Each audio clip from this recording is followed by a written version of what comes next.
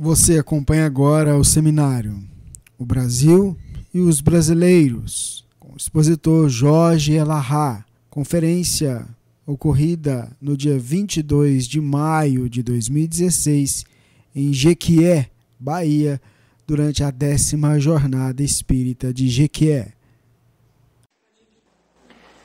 Bom dia para todos. Hoje a nossa discussão corre por conta desse cenário do Brasil e a nossa posição dentro desse contexto. Mas nunca é demais a gente refletir sobre esse processo de formação, como é que isso tudo aconteceu. E o que se observa historicamente é que à medida que a Palestina não se apresentou como um local mais adequado para o desenvolvimento do cristianismo, ele acabou se transferindo para a Europa. E a Europa passou a ser o local onde o cristianismo realmente floresceu, se desenvolveu e conseguiu ocupar significativamente os espaços em termos de doutrina religiosa. Só que, logo que o cristianismo chegou à Europa, ele começou a enfrentar alguns problemas com relação ao poder dominante da época, que era o Império Romano, e em seguida o próprio Império Romano se converte ao cristianismo a partir de Constantino, isso no ano 324 da nossa era cristã, e o Império Romano passa a ser então cristão. A partir daí, todo o processo que o cristianismo sofria de perseguição do Império Romano se inverte. E o cristianismo é que passa a perseguir. Ele, então, assume a função de elemento perseguidor. E isso é muito ruim, porque vai criando na imagem do cristianismo uma imagem de perseguição. Começa o cristianismo, já a partir do século V, a iniciar os seus processos de intolerância religiosa com as outras doutrinas periféricas que existiam em torno do Império Romano. Nesse período, havia o conceito de que o conhecimento colhido na Grécia era o conhecimento que faria as pessoas serem civilizadas, era o conhecimento helênico. Quem não tinha o conhecimento helênico era bárbaro. Independente de ser realmente um povo bárbaro ou não, só porque você não conhecia a cultura da Grécia, você já era considerado bárbaro. E aí os chamados povos bárbaros nada mais eram do que aqueles que haviam sido formados sem o conhecimento helênico e, consequentemente, não eram cristãos. Começa um processo de rejeição significativa feito pelo Império Romano em relação a isso. Mas o Cristo, preocupado com o desenvolvimento do cristianismo, vai mandando ao longo dos séculos vários mensageiros na tentativa de resgate da mensagem original cristã. Já no século VII da nossa era, ele manda um missionário chamado Muhammad, que iria formar o islamismo. Muhammad é aquele que a gente conhece pelo nome de Maomé, a mesma pessoa, só que o nome dele mesmo era Muhammad. E a tentativa era que, através dos árabes, ali no meio do povo árabe, entre os quaishitas, que era a tribo a qual pertencia Muhammad, se formasse uma doutrina inspirada no cristianismo e que pudesse resgatar a mensagem original cristã. É uma tentativa que acaba não sendo exatamente o que o Cristo desejava que fosse, ou seja, a mensagem, ao invés de resgatar os conceitos cristãos, na sua essência, ela se agrega a outros princípios e acaba seguindo por uma direção que não era. Em vez de dar o passo para resgatar o cristianismo original, acaba não acontecendo. Tem uma explicação para isso? Por que essa mudança? É porque as pessoas que são conduzidas à Terra para que elas tragam a mensagem não são espíritos puros. Embora sejam espíritos elevados, não são puros. E aí, junto com as verdades que eles transmitem, algumas questões imprecisas acabam passando. E esse é o papel dos tempos. O tempo tem o papel de ir lapidando e você revendo conceitos. Se a gente bem perceber, os grandes reveladores não deixaram nada escrito. Krishna não escreveu nada, Buda não escreveu nada, Sócrates não escreveu, Jesus não escreveu, o próprio Muhammad não escreveu. O Alcorão não é dele. Ele recebeu o Alcorão, mas ele era analfabeto. Foram as pessoas em torno dele que escreveram o que ele teria dito. Mas ele não é o autor do Alcorão, ele é o autor do conteúdo do Alcorão, por assim dizer, mas não da obra em si. E ela pode ter, de repente, sofrido algum tipo de distorção, porque ela não foi feita na hora, foi feita depois da desencarnação de Muhammad, é que o Alcorão foi composto com as pessoas que lembravam dos textos que ele havia recebido por via mediúnica, as chamadas suratas. Naquela época as pessoas tinham uma memória melhor do que a nossa, então gravavam as poesias e depois os califas, depois da desencarnação de Muhammad, é que juntaram esse material e compuseram o Alcorão. Então não são pessoas que deixam aquilo escrito exatamente por conta desse processo da coagulação da verdade quando você escreve. E aí quando você vai escrevendo, você deixa aquilo descrito como deveria ser. Mas o tempo vai se encarregando de você ir tomando uma nova mensagem, que vai lapidando e tal, e vai crescendo. Mas os profetas, os homens que trazem as revelações, por não serem espíritos puros, correm o risco de se desvirtuar.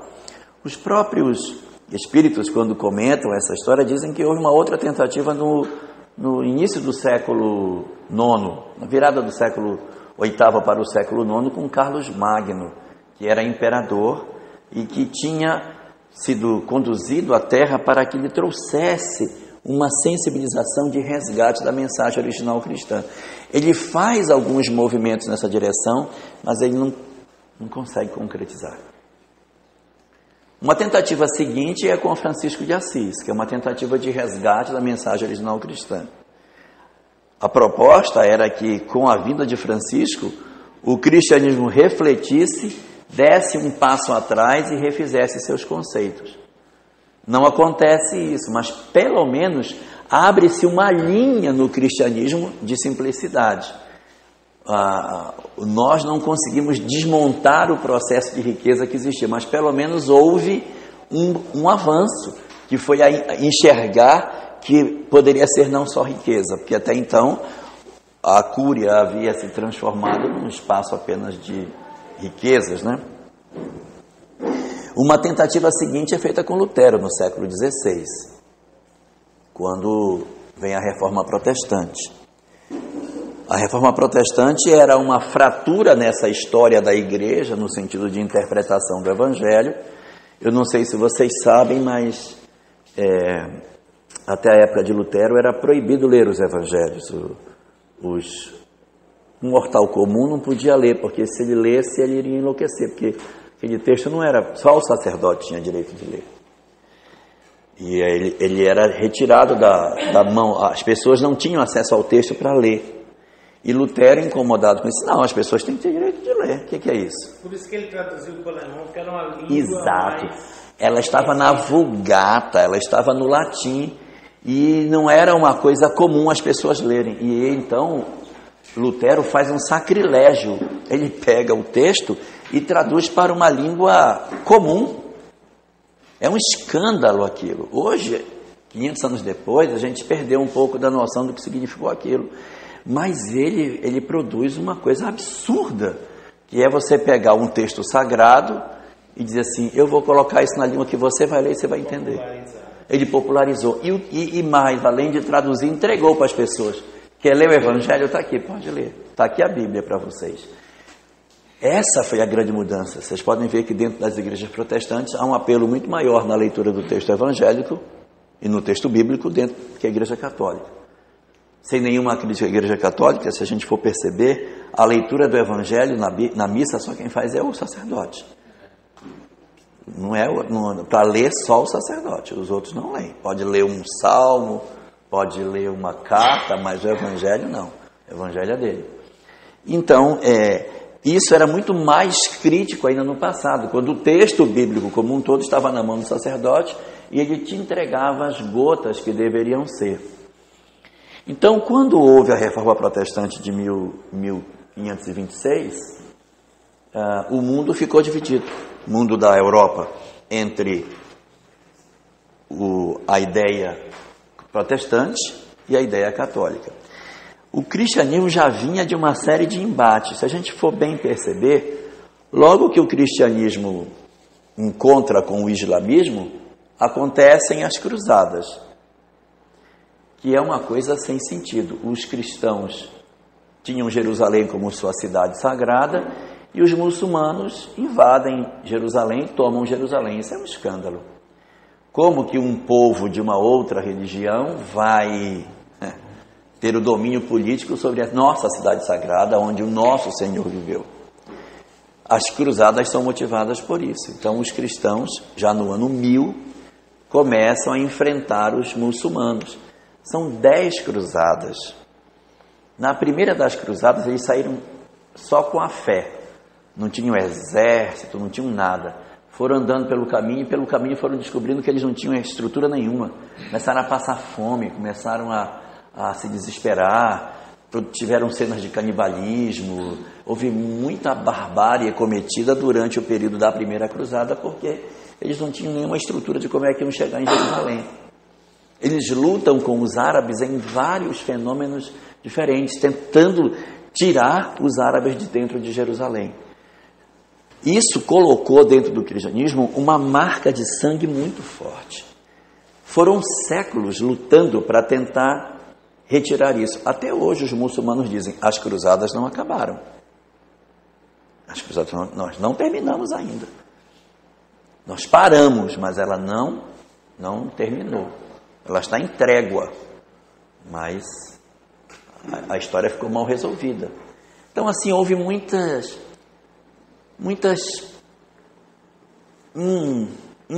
correções de conduta durante esse período. Para vocês terem uma ideia, quando os cristãos invadiram Jerusalém para tomar dos árabes, eles entraram em Jerusalém e mataram todas as pessoas que estavam na cidade. Todos os sarracenos, que eles eram sarracenos, né? Eles eram mouros, eram árabes, mas eram mouros. Eles entraram e mataram todas as pessoas. Elas corriam pelas ruas e eles iam atrás delas, matando, e elas se escondiam nas mesquitas. Eles entravam nas mesquitas, que para eles não eram sagradas, e matavam dentro da mesquita. Destruíam as pessoas lá dentro. Mataram ali. E foi um banho de sangue. Quando aquilo acabou, as ruas de Jerusalém estavam todas cheias de sangue. E depois disso, os soldados tiveram uma crise de consciência do que eles tinham feito. Porque eles haviam cometido um massacre. Crianças, mulheres, velhos, que tinha foi morto. E a igreja romana mandou um recado para os soldados, dizendo que eles não ficassem preocupados, porque eles não haviam cometido um homicídio. Eles haviam cometido o malecídio, que é a morte do mal. Não era a morte de uma pessoa, era a morte do mal, porque os sarracenos representavam o verdadeiro mal. Então eles tinham feito um bem para a humanidade em ter retirado o mal do mundo. Mas era uma forma muito primitiva de interpretar. A mensagem cristã, ela chegou ao ponto de fazer algumas mudanças muito graves na interpretação do homem sobre o que fosse o bem e o mal. Se nós pegarmos as pinturas da época anterior às cruzadas sobre quem é o Satanás, pode pegar as pinturas. Vocês vão ver que o Satanás é um monstro peludo, parecido com um urso, é um bicho. As representações do Satanás são na forma de um animal, uma mescla de animal com homem. Das cruzadas para frente, a figura de Satanás muda. Se vocês pegarem a figura de Satanás hoje, é um árabe. Ele tem nariz árabe, ele tem uma barbicha árabe e um rosto árabe. Para que se fizesse uma demonização do povo árabe. Para que ficasse no nosso ideário, quando você olha, você diz assim, esse é o Satanás. Então, isso foi um processo que foi sendo construído para criar no Ocidente a imagem da demonização dos muçulmanos. Então, as cruzadas, elas foram já uma ferida imensa que o cristianismo gerou na Europa. As feridas que foram criadas a partir desse fenômeno.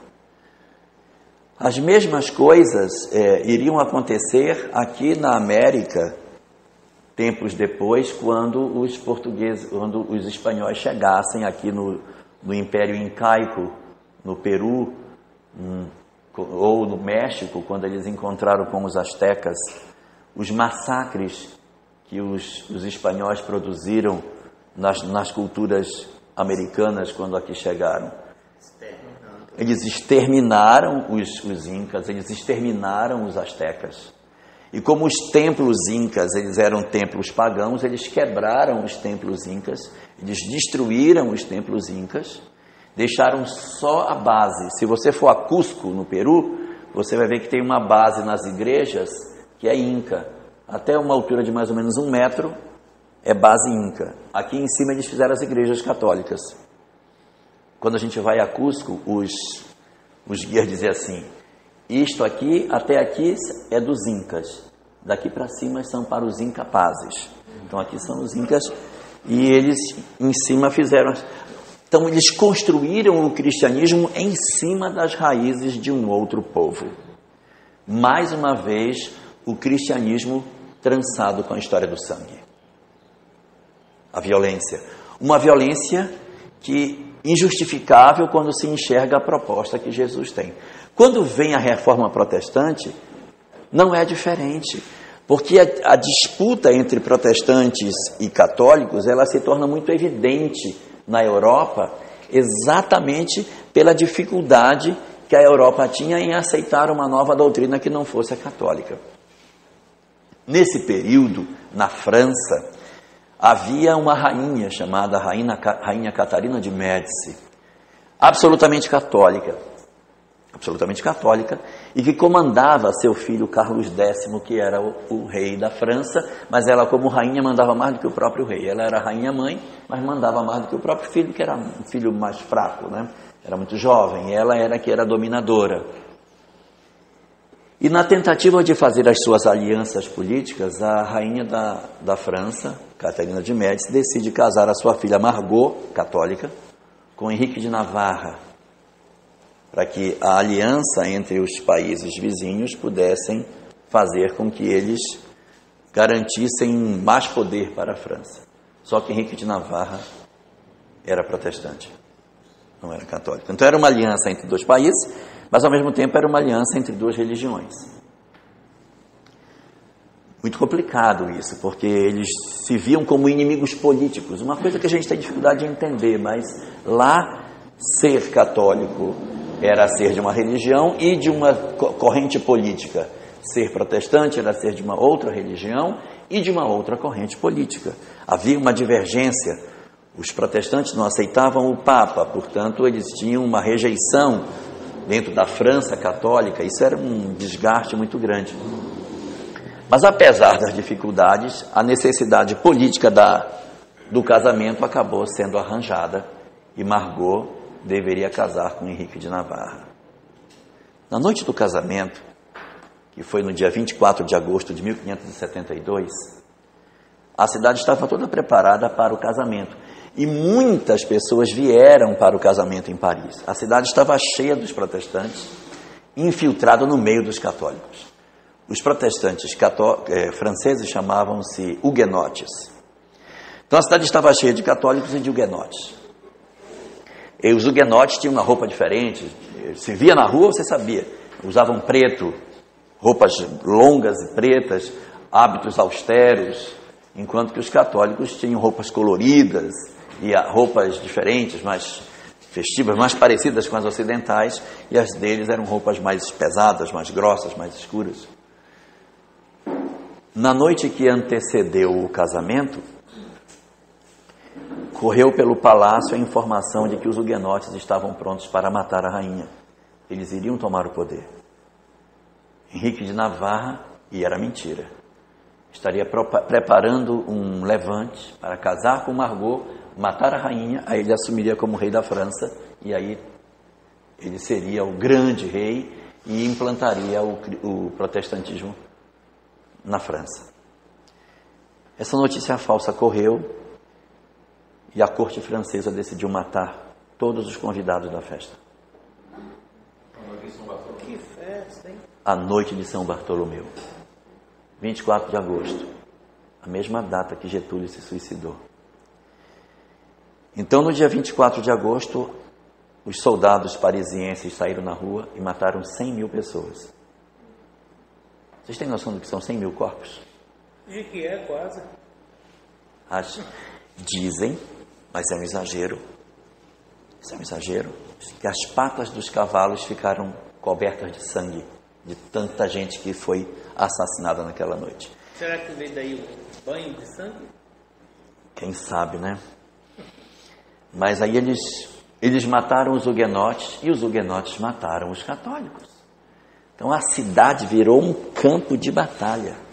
E pelas roupas eles se identificavam. Eles passaram a noite até a madrugada se matando. Foi uma noite inteira de massacre. Não foi assim, um momento que eles foram. A noite inteira as pessoas que vieram para o casamento se defendendo, matando, outros morrendo. E a cidade sitiada, os soldados fazendo isso. Então vocês imaginem a ferida para o cristianismo que isso gerou. A dor que isso produziu, a quantidade de débitos que foram assumidos dentro do cristianismo com essa proposta. Então, a gente que já vinha de um processo de perseguição lá atrás, passamos por um período de perseguição aos muçulmanos. Quando as cruzadas acabaram, nós viramos as nossas baterias para cima dos protestantes. Então, passou a ser o protestantismo a bola da vez e o cristianismo promovendo todo esse processo de massacre. Então, quando se percebeu, antes mesmo da revolução da reforma protestante, que estaria se encaminhando para acontecer isso, já antes disso, o Cristo entendeu que o cristianismo precisaria de novos lugares. Ele precisa de um novo lugar onde a psicosfera não fosse da forma que era. Porque nós tínhamos Inquisição, Cruzada, nós tínhamos uma carga em cima do cristianismo muito pesada. Muito pesada. A obra Nosso Lar, de André Luiz, diz que quando os portugueses chegaram no Brasil, que eles desencarnavam, que eles chegavam no plano espiritual, o que é que eles encontravam? O português está no Brasil, chegou, desencarnou. O que encontra no plano espiritual do Brasil? Nada. Tapera, floresta, uma roça. Porque os índios desencarnados plasmavam do lado de lá a extensão das suas próprias crenças, da sua própria cultura, da sua própria história, da sua própria vida. E quando na Europa um português ou um francês desencarnava, o que ele encontrava do lado de lá no mundo espiritual? Tapera? Guerras, violência, dificuldades, choro, pranto. Então, aquele lugar ali, a Europa, ficou muito marcada com relação a essa questão da história do cristianismo. Para vocês terem uma ideia, parece surpreendente o que eu vou dizer, mas é verdade. A FEB, Federação Espírita Brasileira, diz que quando na Europa você apresenta o espiritismo como o cristianismo redivivo, algumas pessoas recuam. Lindomar falou isso. Porque o cristianismo na Europa não tem a mesma imagem doce que tem do lado de cá. Cristianismo lá significa guerra, inquisição, violência, barbárie, intolerância. Nós não temos esse conceito, mas é a mesma doutrina. Mas nós não temos aqui, cristianismo é amor, é fraternidade, é a gente perdoar. Veja como a gente ficou com um conceito muito mais próximo do que seja o cristianismo do que na própria Europa. É por isso que a Suíça, 70% das pessoas dizem que são ateus, talvez seja, né? A religião na Europa, ela hoje está num processo de crise muito profundo. Porque as soluções que a Europa experimentou ao longo dos anos não satisfez as pessoas. O catolicismo esgotou seu formato, o protestantismo esgotou seu formato, não tem dificuldade de se ajustar, porque o problema do protestantismo, de certa maneira, ele colide com os avanços científicos, porque começa a ficar esgarçado entre Outro dia assistindo um programa da Discovery, uma moça que é uma das maiores arqueólogas do mundo, explicando como é que funcionava, aquela questão da evolução das espécies e tal, e o repórter perguntou a ela, mas a senhora é protestante, não é? Só. Como é que a senhora conjuga a sua crença criacionista com as pesquisas que a senhora faz? Resposta dela, eu divido isso muito claro na minha cabeça, minha religião, minha profissão é minha profissão. Então, para a minha religião, o mundo foi criado em 6 dias e é assim que é o meu modelo religioso. A minha profissão é a minha profissão. Eu não sei, eu não conseguiria, eu acho que eu acho que eu teria entrar em surto se eu tivesse isso, mas ela divide, ela separa as duas coisas.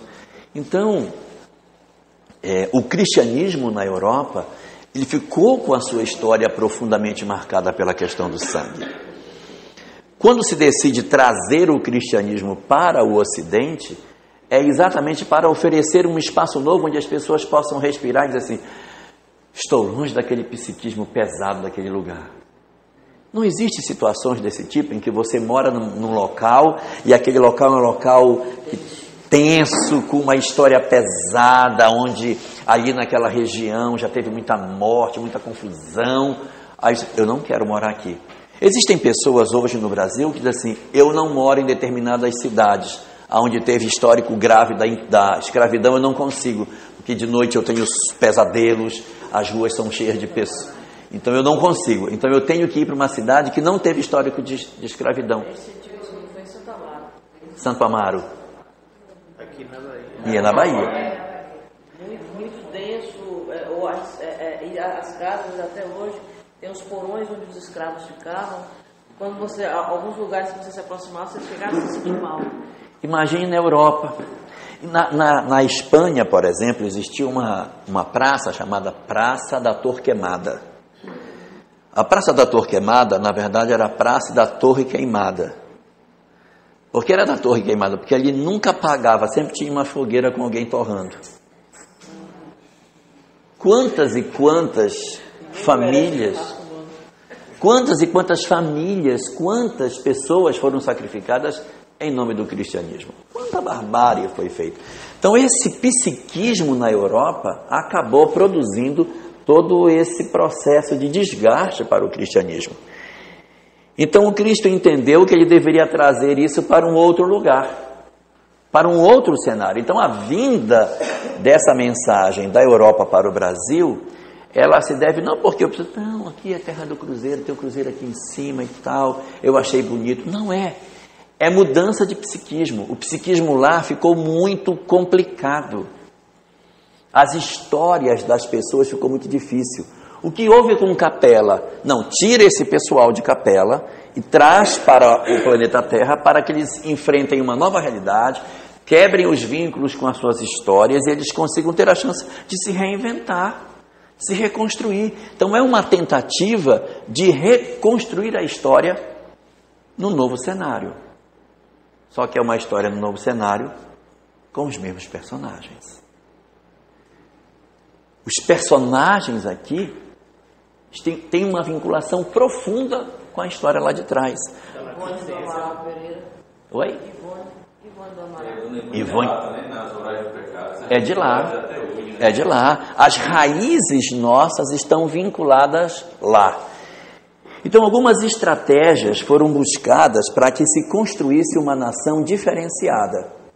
Uma das primeiras coisas que se fez foi a composição étnica que esse Brasil teria. Entendia-se que nessa composição étnica eu não poderia ter uma raça só. Não pode ser uma raça só.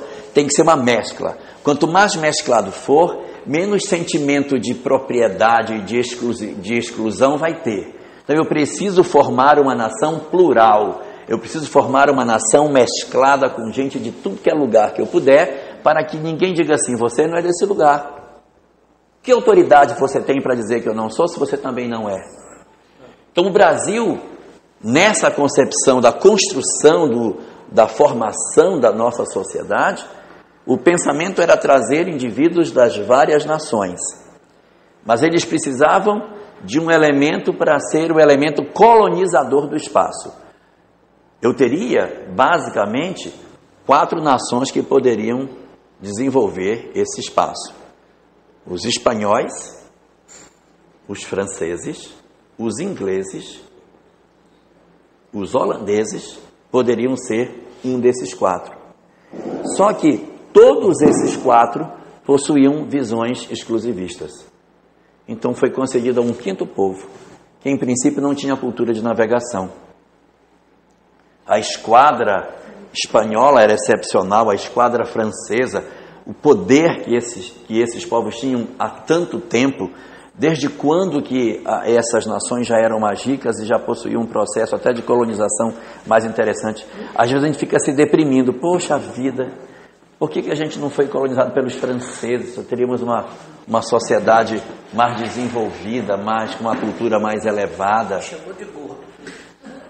Mas por que foram escolher justo os portugueses, Senhor? Não tinha outro não, papai. Tinha. Só que os outros povos poderiam construir sociedades mais organizadas, sociedades com mais rigor tecnológico.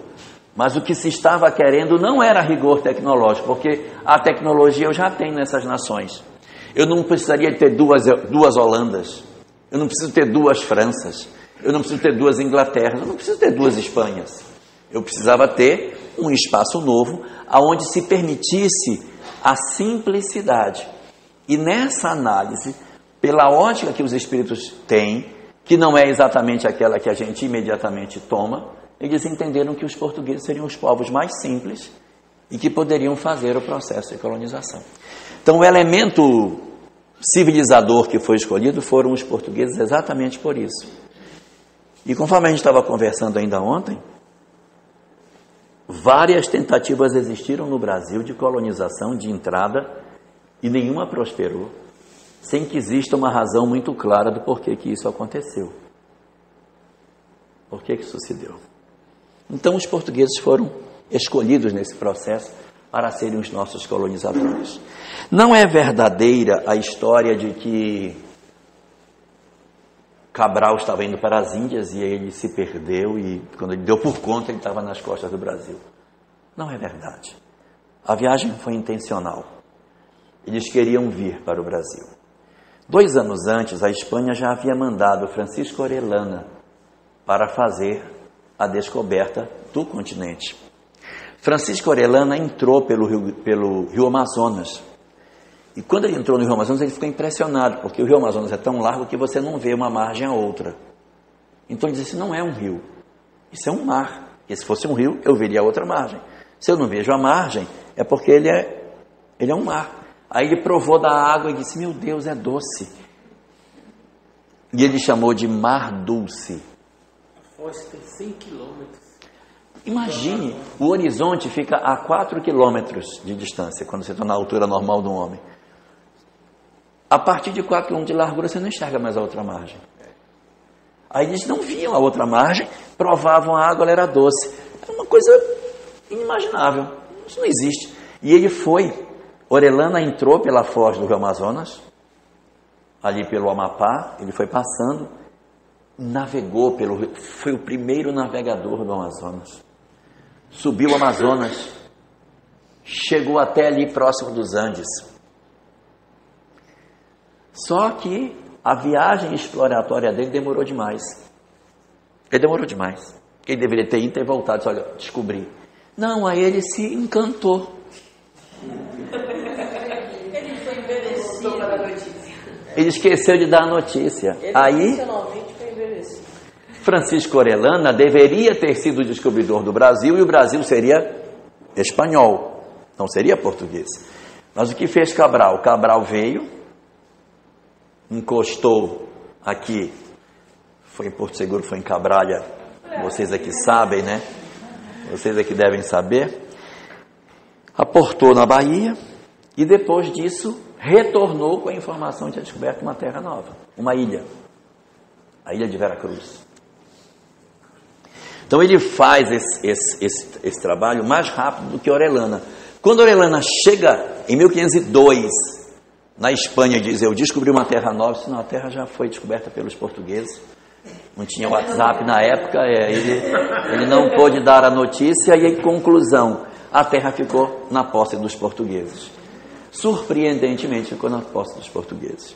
Nós, então, passamos a pertencer a uma nação que, em princípio, não tinha tanta tradição na construção de instrumentos de navegação. E por que que isso foi conseguido pelos portugueses? Fala a obra Brasil, Coração do Mundo, Pátria do Evangelho, que um dos auxiliares mais diretos de Jesus, responsável pela parte dos conhecimentos de humanidade, reencarnou como Hillel, que seria o rabino que fez toda a humanização do judaísmo antes da chegada de Jesus, preparando os judeus na falta de um profeta para a recepção da mensagem.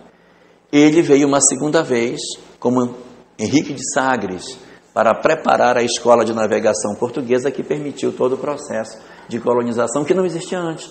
Henrique de Sagres vem, inaugura essa escola e os portugueses tomam os mares. Esse mesmo espírito, Hillel, voltaria muitos anos depois para ser Leser Ludwig Zamenhof, o iniciador do Esperanto. É o mesmo espírito, é ele que reencarna para trazer a mensagem de uma nova língua que unificaria os povos, a fraternidade. É o mesmo princípio, do princípio da fraternidade universal, com esse companheiro que vem, segundo se sabe, teria sido a última reencarnação de Hillel. Muito bem. Então, eles começam a fazer esse processo, os portugueses se tornam hábeis navegadores, desenvolvem habilidades impressionantes e chegam ao Brasil não somente uma vez, mas várias vezes. Fazem vários exercícios, fazem a primeira circunnavegação, o Bartolomeu Dias, passam pelo Cabo da Boa, Fernando de Guimarães, passam no Cabo da Boa Esperança, que era um negócio complicadíssimo. O Cabo da Boa Esperança é no sul da África, sair da Europa e passar por baixo da África para ir para a Ásia. Passar ali embaixo é muito difícil, o Cabo das Tormentas é perigosíssimo, ali muito navio afundava, então tem que ser um marinheiro habilidoso para cruzar aquele pedaço. E eles, pegando as correntes marítimas, chegam no Brasil, inicia-se uma colonização. Mas o Brasil, logo depois que foi descoberto, ele ficou 30 anos sem ninguém vir aqui. Eles simplesmente descobriram e ficou. Eles vieram, fizeram uma expedição exploratória em 1501, depois ficou parado, ninguém usou mais. Aí criaram um modelo de colonização que daí já começou uma falha no nosso processo de presença no Brasil. Foram chamadas capitanias hereditárias. Pegaram o Brasil, que entendiam que era tudo que ele era, cortaram em 13 capitanias, deram cada uma para um capitão, e elas eram hereditárias. Isso é seu filho, seus netos. Quer dizer, houve um processo assim quase que de terceirização do Brasil, naquela época, para um grupo de pessoas que foram entendidas como sendo os que iriam desenvolver os seus espaços. O poder público, na verdade, não tomou à frente o processo de implantação de nada. E, infelizmente, a ótica portuguesa ela era muito diferente das outras nações da Europa. Eles nunca implantaram nenhuma escola no Brasil porque o conhecimento não era necessário para cá. Os livros que contam como era o Brasil até 1808, antes da chegada de Dom João VI, o Brasil era extremamente primitivo, sem quase nenhum recurso de integração. É como se fosse cada pedaço totalmente independente do outro. Não havia era proibido fazer estradas de uma capitania para outra. Olha a mentalidade. Cada capitania tinha que ser absolutamente independente, não podia comunicar uma com a outra. E o primitivismo era muito grande, a forma como as pessoas viviam, tudo era muito rústico, os modos das pessoas, as condições de higiene, isso era muito criticado. Os visitantes que vinham ao Brasil naquela época se escandalizavam com duas coisas: a beleza do lugar, a exuberância da natureza, a excelsitude dos nossos recursos naturais e a brutalidade do nosso modelo de colonização, a maneira como nós vivíamos aqui. E logo que a escravidão dos índios não deu certo, o Brasil passou a fazer a escravidão dos povos negros. Segundo aquilo que as obras espíritas nos dizem, a ideia não era que eles viessem na condição de escravos, era que eles viessem contribuir na formação étnica do Brasil, mas como trabalhadores. Então é um karma que os portugueses têm para lá. Se somos nós eles, está conosco. Então, se nós somos os portugueses, reencarnados aqui, então está conosco. A história da escravidão está em nós. Quando se fala que o Brasil herda um processo kármico da escravidão, não é somente nos algozes, mas as vítimas magoadas também caem no mesmo processo. Às vezes a gente tem uma visão de assim, fulano fez determinada coisa para outra pessoa, então ele deve para fulano. Ninguém deve para ninguém. Isso é um erro doutrinário, não existe, ninguém deve para ninguém. O que eu faço para outra pessoa, eu não crio dívida com ela. A dívida é comigo mesmo e com a lei. Está em mim o meu processo e está no outro. Se o outro perdoou, ele se liberta e vai embora, e eu fico sozinho nesse processo. Se ele guardou mágoa, então a chance de se reencontrar é muito maior. Resultado, cai nessa trama do karma da escravidão, tanto aquele que agrediu, que foi o algoz, que escravizou, como o que foi escravizado e que nutriu ódio pelo seu escravizador. Os dois estão presos. São duas pontas de um mesmo braço. Então, estamos vinculados ao processo da escravidão, todos dois. O que ofendeu e o que não conseguiu perdoar. Às vezes é doído a gente dizer, puxa, mas o cara faz e eu ainda perdoo. Mas é porque o perdão não vai isentá-lo da culpa, é para que eu me liberte. Então você perdoa e ele, como está com o problema nele mesmo, ele vai se resolver. Você perdoa e se liberta do drama. Mas se você não perdoa, fica todo mundo embolado e gera um conjunto de sofrimentos desnecessários para a nossa sociedade. É muito comum a gente ouvir nas palestras, até mesmo espíritas, uma informação que ela não é doutrinária. A informação de que os pobres são os ricos revoltados, que os pobres são antigos nobres da corte francesa, que agora estão tudo andando na lama para ver se é bom.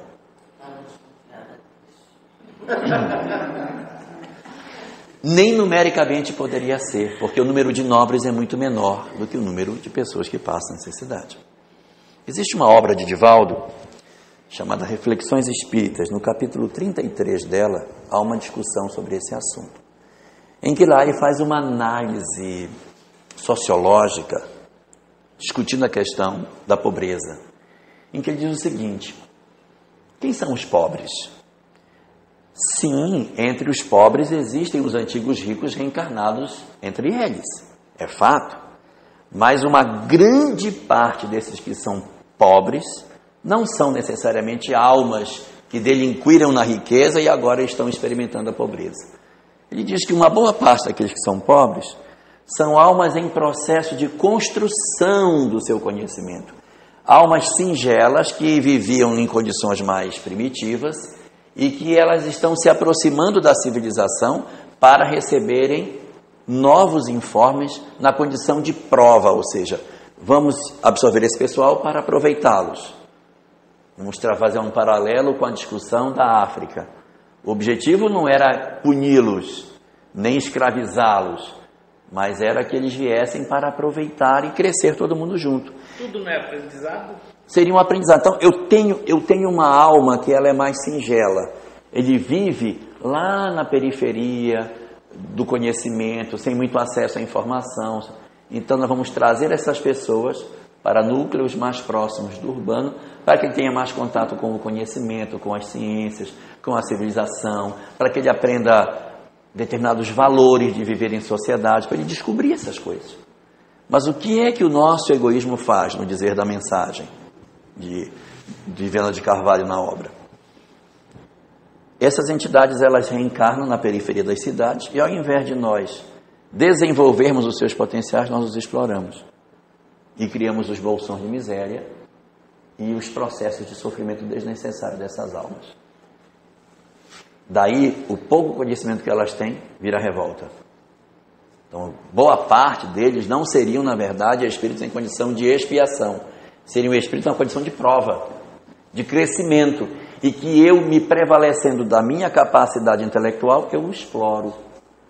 Eu digo, opa, vou explorar esse cara. É uma repetição histórica. É a mesma repetição histórica que nós fizemos na África, em que aquele pessoal poderia vir para contribuir num processo produtivo.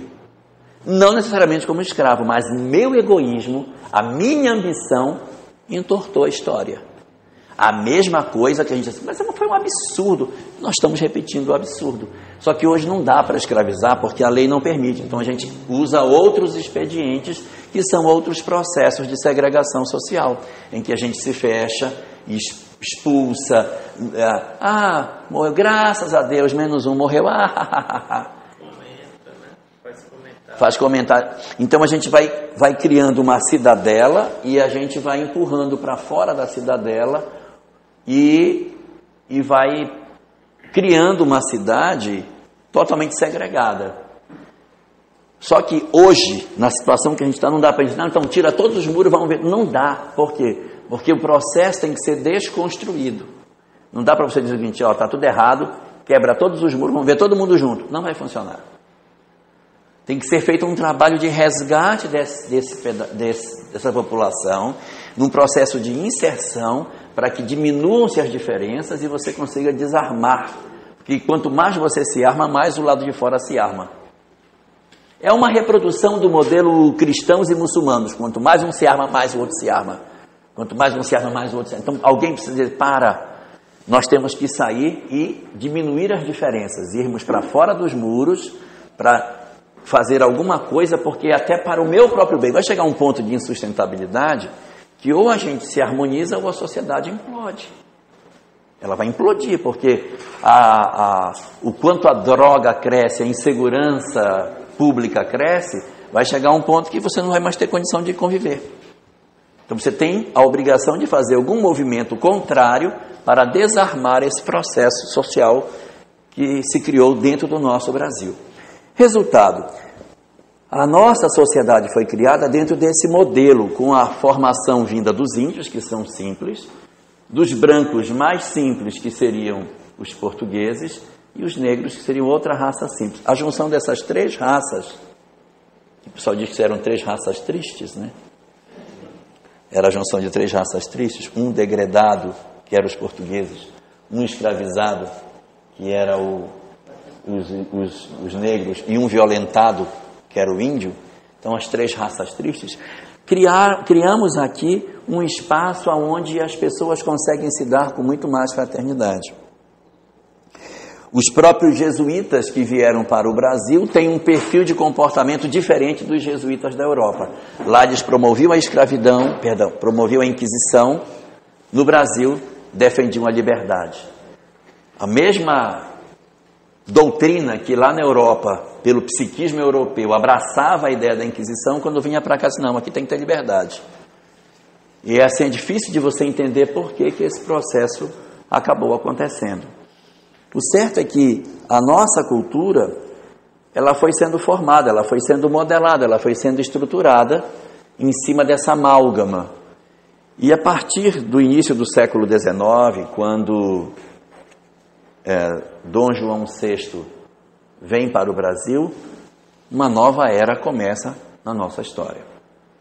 Não mais um Brasil primitivo. Ele, apesar de ser um rei fraco, indeciso, cheio de problemas, conflitos de toda a ordem, um homem incapaz para exercer o seu processo de comando, ele acabou produzindo uma revolução no Brasil inimaginável. Ele integrou o país, modernizou a nação, trouxe escolas, abriu os portos, trouxe produtos importados. Era proibido ter produtos importados, passamos a ter produtos de outros países. Então, assim, no período que ele ficou aqui, no curto espaço de tempo que ele viveu no Brasil, de 1808 a 1821, nesse períodozinho curto, o Brasil se transformou significativamente, se integrou, criou estradas, deu sentido de nação, as pessoas passaram a ter mais o sentimento de pertencimento, que ele deixou de ser colônia, passou a ser Reino Unido, houve toda uma transformação muito grande numa preparação do Brasil para as transformações que se seguiam. O que foi que aconteceu? Por que tudo isso aconteceu? A história tem dificuldade de explicar como foi que Dom João VI conseguiu escapar de Napoleão Bonaparte. Porque Napoleão Bonaparte havia decretado o bloqueio continental para impedir que as nações negociassem com a Inglaterra. Ela queria deixar a Inglaterra à míngua, porque ela é uma ilha. Ele cercou a Inglaterra e disse: quem negociar com a Inglaterra eu vou invadir. Todo mundo respeitou, porque todo mundo tem medo, né? Do Napoleão Bonaparte. Ele era o maior exército, então todo mundo ficou com medo. Mas o ingênuo do Dom João, porque devia para a Inglaterra, disse: eu não tenho saída, eu vou ter que negociar. Se negociar, eu vou invadir. Aí ele fez uma atitude infantil. Ele negociou e fugiu para o Brasil. O que ele fez? Ele negociou, e quando ele soube que a França estava vindo, ele botou toda a corte portuguesa, 1.500 pessoas, e partiu para o Brasil. Num país sem estrutura, sem casa para esse pessoal morar, sem nada. E eles partiram na direção do Brasil e largaram Portugal sem um governante. Portugal ficou só a população. É como se de repente a gente acordasse amanhã e só tivesse nós. Todo mundo tivesse ido embora. Com felicidade. Só está o povo. Eles fugiram todos. Nos Alpes, lá por trás dos montes, a França entrando pelo fundo e eles fugindo pela frente. Quando os navios portugueses saíram do porto, dava para ouvir os canhões dos portugueses se aproximando. Se ele tivesse vacilado por mais um dia, ele tinha sido pego. Eles fugiram às pressas, num desespero total. E Dom João enganou Napoleão Bonaparte. Então quer dizer que o português não é tão burro assim, né? Napoleão Bonaparte, no seu diário, escreveu contou toda a sua história quando estava na ilha de Elba. E com relação a Dom João, ele escreveu um único comentário sobre Dom João. Que Dom João VI do Brasil foi o único que me enganou. O único que enganou Napoleão foi exatamente o português. O que ele fez? Ele mandou um representante para a França para dizer a ele que ele aceitava pagar a dívida, que o Dom João disse: se você me paga uma dívida, eu vou invadir. Ele disse: eu vou pagar a dívida sim. Mandou um cara para dizer isso. E fugiu. Na mesma hora que ele estava mandando o cara, ele estava fugindo. Deu para entender a ideia? Ele jogou de um lado e jogou do outro e fugiu para o Brasil. Aquilo que aparentemente era um absurdo, estava dentro de um desenho, porque com todas as incapacidades de Dom João VI, ele transformou o Brasil no tempo que estava aqui. Mas o que estava acontecendo por trás disso? O que estava acontecendo por trás disso foi um acordo feito no plano espiritual. Em que sentido? 24 de agosto de 1572, houve a noite de São Bartolomeu. Isso ia ficar sem uma consequência? Esse pessoal teria que se resolver. Esses personagens da noite de São Bartolomeu, eles reencarnam tempos depois, 2 séculos depois estão reencarnados na mesma França. Só que agora os ideais haviam se transferido, porque a discussão era religião e não religião. A religião era o pano de fundo novamente, mas era a sensação de que a religião estava algemando as pessoas, porque era a religião que promovia a Inquisição. Daí os franceses se organizam, no dia 14 de julho de 1789, promovem a Revolução Francesa. As mesmas almas. Se eles já tinham um karma miserável por conta das cruzadas, os franceses tinham um segundo drama, que era a noite de São Bartolomeu. Agora eles iam ter um terceiro, que era a Revolução Francesa. Ao contrário do que a gente às vezes pensa, a Revolução Francesa não é como a gente aqui no Brasil às vezes faz as coisas, que sai na rua e vai embora para casa e pronto. A Revolução Francesa durou muito tempo, não foi um momento só. O momento crítico durou 2 semanas. Eles ficaram 2 semanas saindo na rua, matando gente e saindo na rua. Houve uma invasão no Palácio de Versailles, feito pelas peixeiras de Paris, dias depois da Revolução. As peixeiras de Paris marcharam do porto até o Palácio de Versailles com suas facas na mão. Quando elas chegaram na frente do Palácio de Versailles, os soldados do palácio não deixaram elas entrar. A Revolução já tinha acontecido, mas Maria Antonieta ainda estava no palácio, apesar de já ter havido muita loucura e tomado a Bastilha, ainda estava no fervor da Revolução. As peixeiras chegaram na frente e os soldados não deixaram elas entrar. Elas mataram os soldados. Degolaram com as suas peixeiras os soldados. Pegaram as lanças dos soldados, espetaram as cabeças dele na ponta das lanças e entraram em Versalhes com a cabeça dos soldados na ponta da lança. Quem ia defender o Palácio de Versalhes se os soldados estavam mortos? Quando os que estavam dentro viram aquilo, se elas tinham feito isso com os que estavam lá fora, o que não iam fazer com eles? Elas entraram no palácio caçando Maria Antonieta, elas queriam matar a rainha. Mas como o palácio tem muitas portas e muitas coisas, rapidamente pegaram a rainha e passaram ela por um corredor e ela conseguiu escapar. Elas chegaram no quarto da rainha, elas rasgaram o colchão dela todo com as peixeiras. O colchão ficou todo rasgado e como elas não acharam, elas foram embora. Então a Revolução Francesa ela durou muito tempo. Os sacerdotes foram todos mortos, picotados.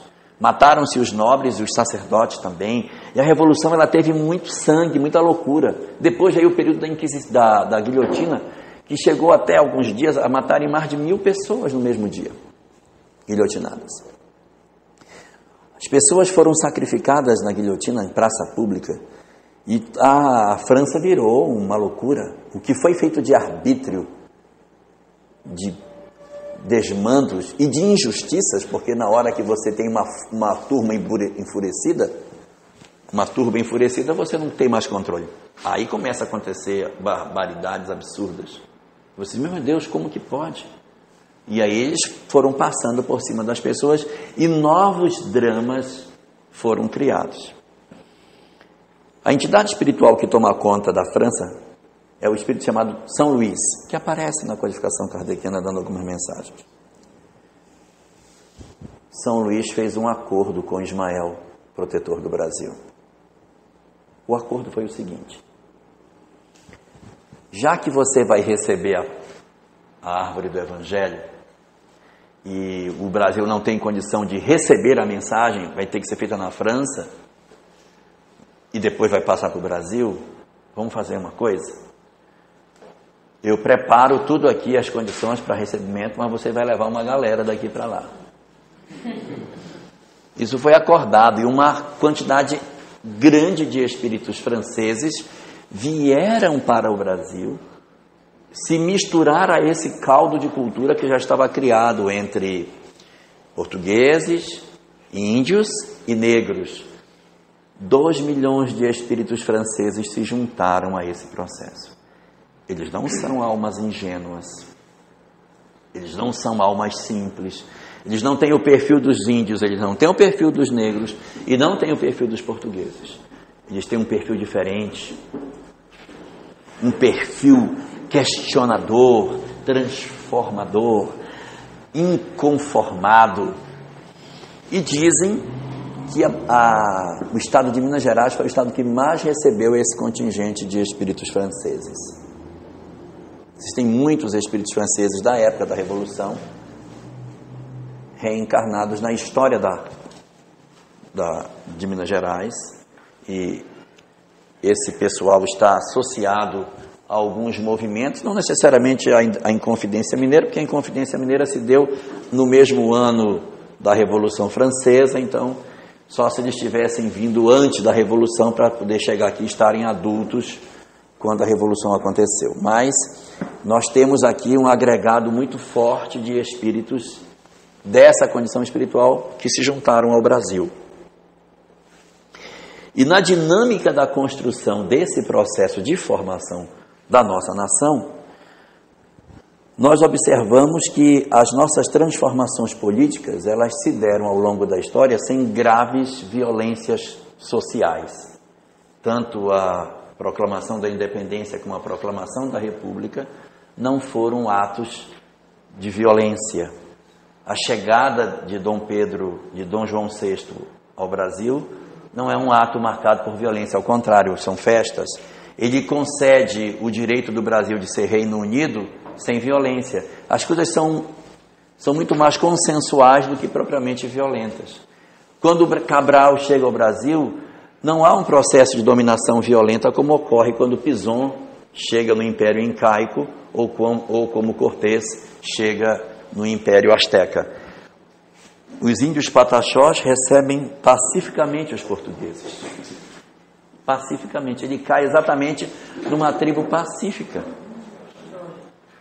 Mas com a vinda dos franceses para o Brasil, esses 2 milhões vieram de uma vez ou vieram? Eles vêm reencarnando gradativamente.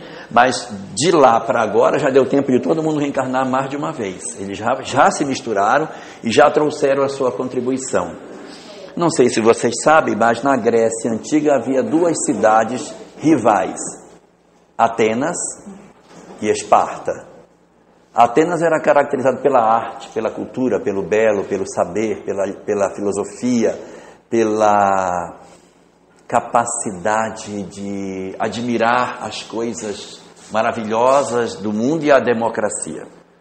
Esparta cultuava a guerra. Os filhos eram separados dos pais aos 7 anos de idade e eram criados para serem unicamente guerreiros. Não havia democracia, lá havia uma diarquia, eram 2 reis que governavam juntos em sistema de autoridade. Não havia espaço para essas criações filosóficas, nem para a arte, nem para a cultura.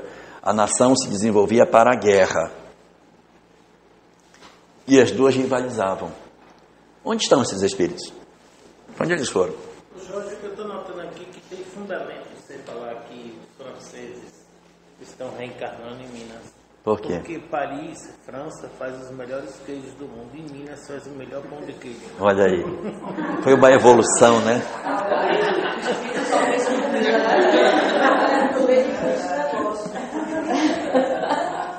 Onde estão os atenienses? Que nação do mundo hoje tem como característica fundamental a arte, a cultura, o culto, a beleza, a todo... França. Qual nação historicamente é inimiga da França e cultua a violência, a guerra, uma sociedade bélica e que tem uma rivalidade secular com a França? A Alemanha. A Alemanha não tem democracia historicamente. Ela é marcada por sistemas autoritários e o culto à guerra e da superioridade lá é bem marcante. E as 2 nações, embora vizinhas, elas têm dificuldade. Para diminuir isso, a gente encarna franceses como alemães, alemães como franceses, para reduzir essas coisas. Então, e onde estão os romanos? Os antigos romanos? Deve estar numa nação que deve usar uma águia como símbolo, que deve se achar os donos do mundo, que deve ter... Ah, tá. Ok. Bom, nós somos os mesmos povos que nos cenários diferentes reencarnamos em outros lugares, mas levamos, digamos assim, o nosso DNA espiritual para onde a gente vai, marcando a nossa forma de interpretar a vida. E nós estamos no Brasil com uma quantidade grande desses personagens que são franceses, integrando a nossa cultura. Nós tivemos, após a libertação dos escravos, em 1888, a necessidade de contratação de mão de obra, que aí sim vieram pessoas de outros países, não mais como escravos, mas para contribuir como trabalhadores. Aí vieram os alemães, vieram os italianos, vieram chineses, japoneses. Então você tem uma contribuição de vários povos que vão modelar e reestruturar a nossa sociedade. E vocês podem perceber que eles têm um estilo de vida um pouco diferente da média nacional. há um certo desnível entre a forma de pensar dos povos do leste europeu em relação ao povo português. Se você perceber, você pega uma colônia polonesa, uma colônia alemã, tudo organizado, tudo muito certo, tudo muito feito dentro do que tem que ser feito. Mas as características que são a assinatura cultural brasileira não estão lá. Não estão lá. E nessa amálgama de povos que reencarnaram no Brasil, ainda existe um último grupo decorrente da Guerra do Paraguai. A Guerra do Paraguai foi uma guerra produzida pela Inglaterra. O Paraguai, no século XIX, era uma nação sem inflação, sem prostituição, sem analfabetismo, sem desemprego. Um parque industrial muito bem montado e tinha tudo para ser a grande nação da América do Sul. Se tudo tivesse corrido como estava desenhado, o Paraguai seria um centro de referência em termos de desenvolvimento econômico. Não vou dizer que fosse moral no sentido de evangelho, mas economicamente seria um polo de desenvolvimento de conhecimento. Naquela época, a Inglaterra, que era a detentora do poder no mundo, ela pegou 3 nações da América do Sul que deviam para ela, chamou e disse: vocês têm que destruir o Paraguai, vocês me devem, eu quero que vocês façam isso. Chamou Brasil, Argentina e Uruguai. Os 3 formaram a Tríplice Aliança e esmagaram o Paraguai com excesso de força. O Paraguai lutou para tentar não ser destruído, mas a destruição foi tão grande que até hoje o Paraguai não se colocou de pé. O trabalho foi tão bem feito que a nação se desmontou completamente, mas eles têm muito orgulho da história que eles já tiveram. E há um travo de amargor em função do Brasil ter contribuído para o processo de destruição da nação deles. Há uma obra que ela não é espírita, mas é uma obra de história chamada Veias Abertas da América Latina, que conta os bastidores da Guerra do Paraguai e dá para perceber todo o processo que foi montado para que se conseguisse fazer a destruição do Paraguai naquela época. Isso produziu a segunda ferida mais significativa do Brasil em termos kármicos. Uma delas é a escravidão e a outra é a Guerra do Paraguai. Esses paraguaios possuem, por conta disso, uma rejeição enorme pelo Brasil. E eles reencarnam no país, desde aquela época. E quando eles assumem cargos de mando, eles não têm amor pela pátria. O objetivo é exatamente instabilizar o país e impedir com que ele possa alcançar os seus objetivos. E eles servem a um segundo ideal, porque ao tempo em que eles fazem isso, os opositores do Cordeiro os obsediam, porque sabem que se a nação se equilibrar, ela vai cumprir o papel dela de coração do mundo, pátria do Evangelho. O que eu puder fazer para atrapalhar é uma maneira de eu atrapalhar os planos do Cristo. Daí eles acabam sendo estimulados por um conjunto de entidades obsessoras que não têm interesse no progresso da Terra. Não estou nem discutindo do Brasil, mas é os planos do Cordeiro. Espíritos que desde a fundação da Terra se opõem a Jesus. É lógico que, diferentemente de Jesus, Jesus está no comando desde que a Terra foi fundada. Lá o comando é mutante, porque os espíritos entram em processo de crise e aí são recolhidos para a reencarnação, outro assume o comando. Então lá o comando muda, mas a oposição ao Cordeiro é desde a fundação do planeta. Esses espíritos estão lá desde o princípio. Eles não aceitam a forma como é proposta a interpretação da lei de Deus e acham que tem que ser tudo a ferro e fogo. No livro Libertação, nós encontramos um personagem chamado Gregório. Ele faz um discurso logo no início da obra. Se eu não me engano, está na página 67 da obra. Esse discurso de Gregório é um discurso bem alinhado com esses que fazem oposição ao Cordeiro, em que ele diz que eles são os verdadeiros mordomos do mundo. Nós somos os verdadeiros mordomos, que nós é que executamos a lei. que a lei é para ser executada olho por olho, dente por dente. O cordeiro é que erra quando propõe a ideia de perdão. Não é, se você fez, você vai pagar, e nós estaremos para cobrar o que você fez. Então eles não é aquela uma oposição cega, é uma oposição que tem uma lógica de dizer o seguinte: não, a lei de Deus não é que você faz, você não vai pagar, então nós vamos ser os que vamos cobrar, somos os cobradores. Nós é que estamos fazendo o verdadeiro papel de Deus. Eu vou fazer aqui uma comparação grosseira, tipo Star Wars, que os dois acham que são os representantes da força, não é? Então, o lado de lá não está achando assim, não, Deus não existe. Não, Ele existe.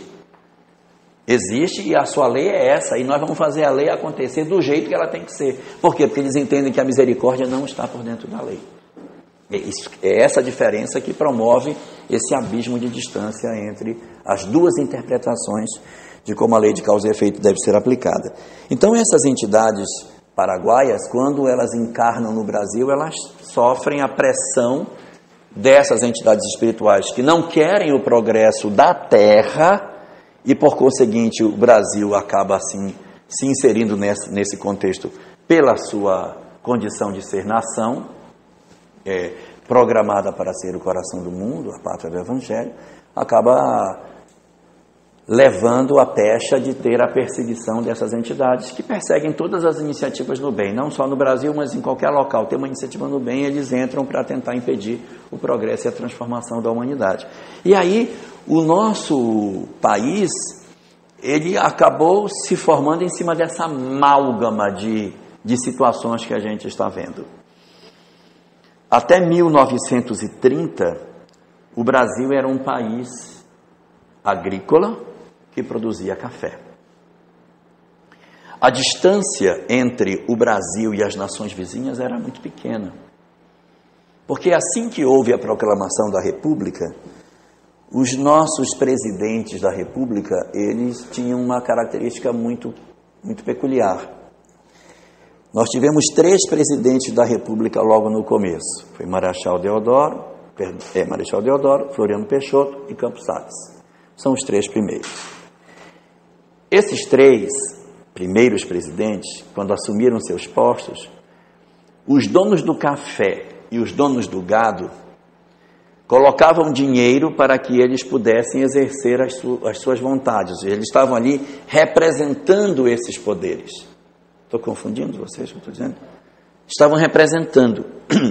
A partir de Campos Salles para frente, não há mais representantes dos donos da terra, dos donos do café, nem dos donos do leite. Na presidência da República não senta mais ninguém que vá tentar representá-los. São eles mesmos que sentam na cadeira. Essa é a diferença. Em vez de sentar alguém que não tem terra, mas que é político e que eu banquei a campanha dele, eu mesmo vou e sento. Então, os nossos presidentes dali para frente são exatamente os maiores produtores do Brasil que sentam na cadeira de presidente. Então, existe um período da nossa história que os estudiosos chamam de período patrimonialista. O período patrimonialista é exatamente esse, no qual o dono da terra é o presidente do país. Então, ele confunde os interesses do país com o interesse dele. Porque, no fundo, acaba tudo se misturando como se fosse uma coisa só, como se o país fosse meu. Então, esse período patrimonialista é um período no qual o Brasil tem olhos para o desenvolvimento da produção agrícola. O país era um país de produção significativa de café, de leite, e assim existia aquela política do chamado café com leite. Uma hora o dono do café, outra hora era o cara do leite. O dono do café é do leite, que era Minas e São Paulo. Minas e São Paulo se alternavam, produzindo os presidentes da República, não intermediário, mas era quem é o maior de nós. Então é você que vai ser o presidente. Quem é o maior de nós? Agora é você. Então o próprio presidente era o maioral que assumia o posto. Isso vai mudar em 1930, quando Getúlio Vargas, produzindo uma revolução, assume o poder. Então há uma quebra nessa história. Getúlio, vindo do Rio Grande do Sul, assume o governo do Brasil em 1930. Brasil, a essa época, um produtor agrícola. Getúlio fica 15 anos no governo, de 1930 até 1945. Nesses 15 anos, ele se torna um ditador. Oprime, manda prender, mata gente, fez muita barbaridade no Brasil inteiro, cometeu excessos de toda ordem para garantir o governo nas mãos dele. Mas quando termina o governo de Getúlio, o Brasil havia deixado de ser um país agrícola e se tornou um país industrializado. Ele investiu fortemente na industrialização do Brasil. Ele cria a Fábrica Nacional de Motores, ele cria a Petrobras, ele cria a CSN, a Companhia Siderúrgica Nacional. Então ele começou a pensar, não, eu pego o ferro, faço ferro e vou vender o ferro, vou vender o aço. Então ele começa a criar produtos industrializados para o Brasil. Quando termina o governo dele em 45, o Brasil já tem uma distância grande em relação aos países vizinhos. Nós já não éramos mais tão parecidos com a Bolívia, com o Paraguai, com outros países, à exceção da Argentina, que é diferente. Oi? Já estava à frente. Ele já tinha feito um passo de industrialização. Quando Getúlio deixa, e aí vem um período curto democrático, e depois Getúlio volta para um segundo mandato, já eleito pelo povo, aí vem seu suicídio, e toda aquela convulsão que acontece com o suicídio de Getúlio, exatamente no dia 24 de agosto, mesmo dia da noite de São Bartolomeu, o Brasil entra numa crise, e depois dessa crise acaba Juscelino Kubitschek assumindo o comando do país, e ele faz o governo que fez, criando as indústrias automobilísticas no país e tal, e ele completa o ciclo de industrialização do país. Quando o governo de Juscelino termina, o país está com as estradas feitas, está com a indústria automobilística implantada, indicadores de desempenho criados, uma série de controles que não existiam antes. E a distância do país para as nações vizinhas ficam ainda mais acentuadas. Depois desse período de Juscelino, vem o curto período de Jânio Quadros, depois nós temos o período de Jango, aí vem o golpe militar e entra o regime militar durante aquele período que vai de 1964 até 1985. É o período no qual os militares assumem o poder. Arbítrio, violência, intolerância, tortura e todo um conjunto de fenômenos que vão acontecer que quem os cometeu responde diante da lei. Mas eu quero olhar o Brasil. O Brasil, durante esse período, faz todo um processo de desenvolvimento econômico. Aí cria-se a Telebrás, a Embratel, uma série de instrumentos de desenvolvimento econômico são criados. Então, politicamente vai acontecendo um processo indesejável e economicamente vai havendo a construção e a modernização do país.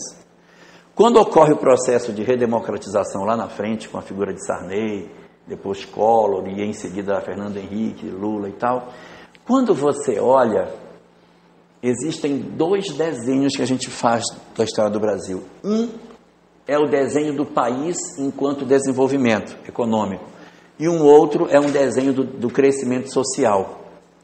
O que se observa é que, na questão do desenvolvimento econômico e de desenvolvimento do país enquanto nação, a sensação que se tem é que uma mão só pegou e fez o desenvolvimento do país, porque hoje ele é muito diferente do que ele era há 100 anos atrás.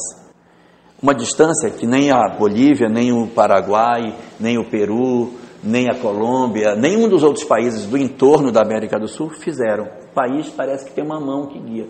E socialmente ele tem oscilações que sobem, que descem, que sobem, que descem, que sobem, que descem, num processo de amadurecimento que o país vem passando.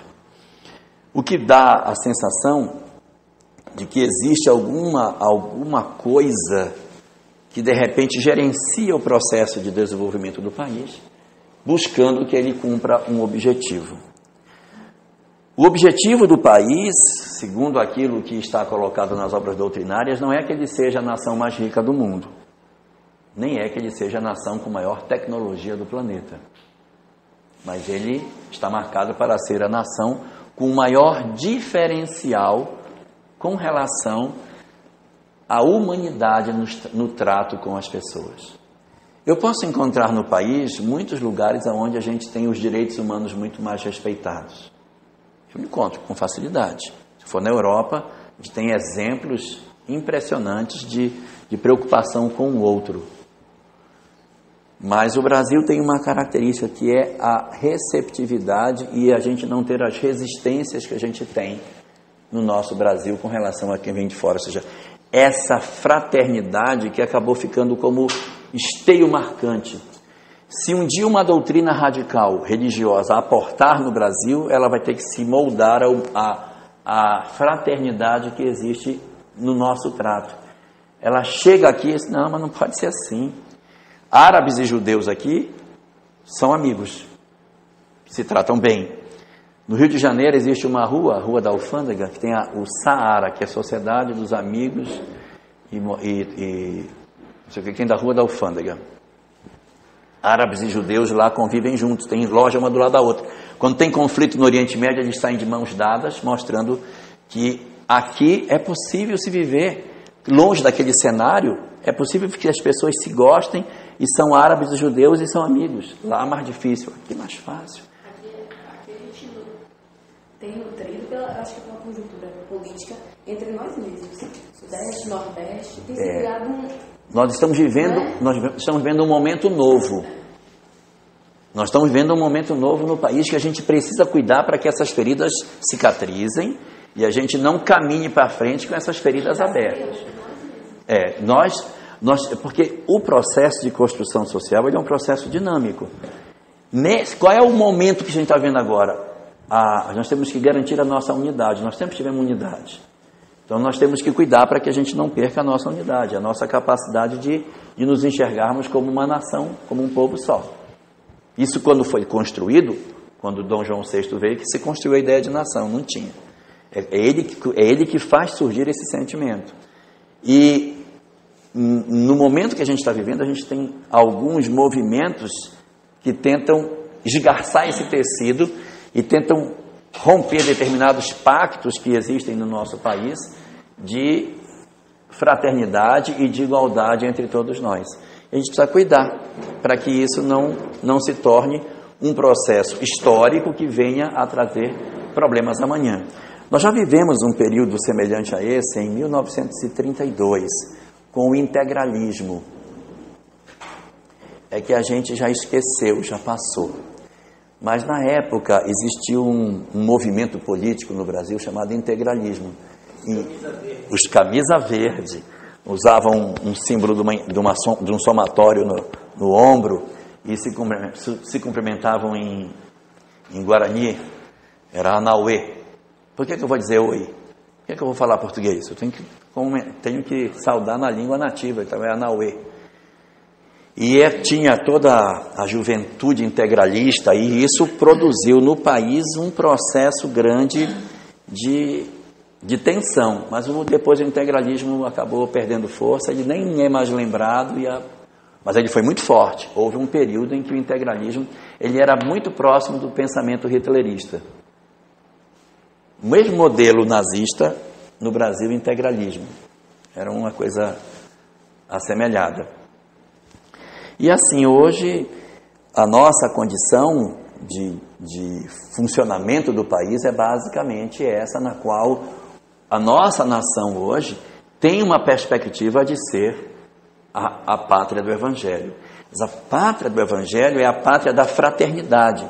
Na pátria da fraternidade não cabe ninguém passar fome. Na pátria da fraternidade não pode existir ódio. Na pátria da fraternidade, na pátria do Evangelho, não pode existir essas diferenças entre os indivíduos. Mas não significa dizer que a pátria do Evangelho é a pátria mais rica, a mais poderosa, a nação número 1, que é a locomotiva do mundo. Não é esse o nosso objetivo.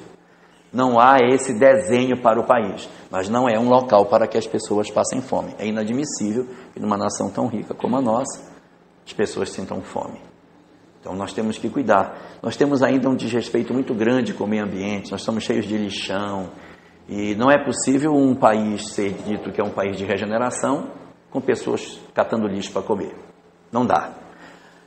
E esse processo ele vai precisar ser revisto. A gente vai ter que passar por uma grande transformação para que aconteça essa mudança e a gente consiga dizer, olha, nós alcançamos o ponto de evolução da nossa sociedade que nos garante agora sermos realmente a pátria do Evangelho. Por quê? Porque isso é o planejamento. Jesus planejou que a escravidão não acontecesse, mas ela aconteceu. E ela não aconteceu por um ano, foram 3 séculos de escravidão. São 3 séculos fazendo besteira e a aposta feita, que uma hora isso vai se resolver, os dramas sociais que vão ser criados, eles vão ter que resolver, mas a aposta permanece. A Guerra do Paraguai não estava no plano, mas o Brasil fez outra bobagem. Mas a aposta continua, ou seja, nós somos uma promessa de sermos a pátria do Evangelho. Nós não somos a pátria do Evangelho. Nós somos o planejamento do mundo. Só que isso só vai acontecer quando acontecer. Só vai acontecer quando acontecer. E só acontece quando a gente se mobilizar para isso. No Livro dos Espíritos diz que o progresso se opera com os homens, sem os homens ou apesar dos homens. Notem bem que é com os homens, sem os homens, apesar dos homens. Mulheres não tomam parte desse processo. O que significa ser com os homens? Com os homens é quando a gente se junta e a gente vai, então vem mais cedo. Sem os homens é quando os homens não se mexem. Então vai pela força das coisas. Naturalmente, vai demorar, mas vai acontecer. E como é quando é apesar dos homens? Quando a gente puxa para trás. Porque o primeiro puxa para frente, o segundo não faz nada, e o terceiro quando está puxando para trás. Então é com os homens, sem os homens ou apesar dos homens. E qual é a consequência individual para isso? Quando é com os homens, a gente colabora e fica. Quando é sem os homens, a gente não colabora e pode ser que fique. E quando é apesar dos homens, a gente atrapalha e não fica. O Brasil está com o desenho para ser o coração do mundo. O que pode acontecer se for com os homens? Será mais rápido e conosco. E se for sem os homens? Vai demorar mais para a transição acontecer, porque não haverá um local de referência para isso. Vai demorar mais. E pode ser que alguns de nós não estejamos aqui. Quem de nós não estará aqui? Aqueles que não se enquadrarem no perfil que a Terra vai precisar. No livro A Gênese existe uma referência de Kardec que diz que os que serão exilados, os que vão embora, são os maus não tocados pelo bem. Se você for uma pessoa má, não tocada pelo bem, pode arrumar a mala. Exilado da terra. Os que sofrem de síndrome de Gabriela são os mais prováveis de serem exilados. Síndrome de Gabriela, eu nasci assim, eu sou mesmo assim, eu vou ser sempre assim. Então, quando a gente está congelado num determinado comportamento, que diz eu sou assim e eu não vou mudar, ainda pior que assim, eu sei que eu estou errado, mas eu vou continuar. Então, não está disposto à mudança. Esses estão indicados para, de repente, caso não mudem, se transferirem. E a Terra demora mais. O processo de transição não tem data marcada. Deus não trabalha com relógio. A gente esperou muito o ano de 2012 como transição da Terra. Agora já tem um pessoal falando 2019, porque vai fazer 50 anos que o homem pisou na Lua. E que aí... Gente, oh meu Deus, o livro dos médiuns. Cadê o livro dos médiuns? O livro dos médiuns. Livro dos médiuns. E tem dois. Vocês sabiam que esse negócio está no livro dos médiuns? Não sabem? Meu Deus. Por isso você está aqui. Livro dos médiuns. Acabei de abrir. Está aqui, está vendo que eu não alterei nada, não está remendado. Leia para nós o 8º, para não dizer que fui eu que li e que eu menti. Essa questão da transição da Terra 2019 está aqui já.